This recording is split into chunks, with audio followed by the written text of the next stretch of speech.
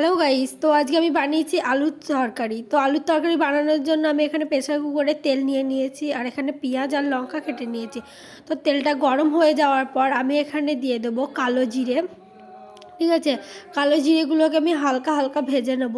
তো ভেজে নিচ্ছি এখন আমি। এরপরে কালো জিরেটা দিয়ে দেবো। দেখো কালো জিরেটা দিয়ে দিলাম।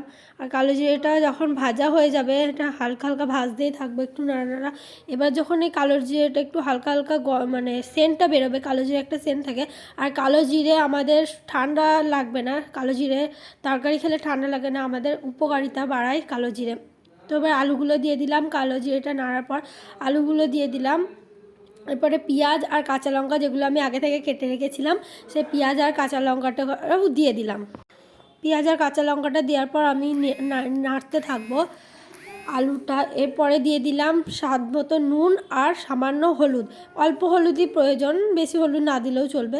তো হলুদ আর নুনটা দেওয়ার পর আমি একটু আলুর তরকারিটাকে নেড়ে দেবো। একটা খুন্তি নিয়ে নেড়ে দেবে, ঠিক আছে।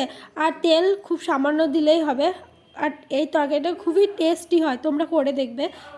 এরপরে আমি 1 গ্লাস জল নিয়েছি। যতটা আলুর পরিমাণ তার থেকে বেশি জল দিলে হবে না, 1 গ্লাস পরিমাণ জল দিলেই গাদা।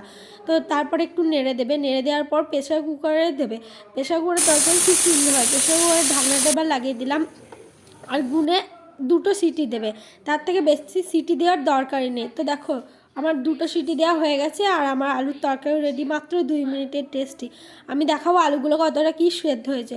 তো আমি এখান থেকে একটা আলু তুলে দেখালাম, দেখতে পাচ্ছ কত সুন্দরভাবে সেদ্ধ হয়েছে।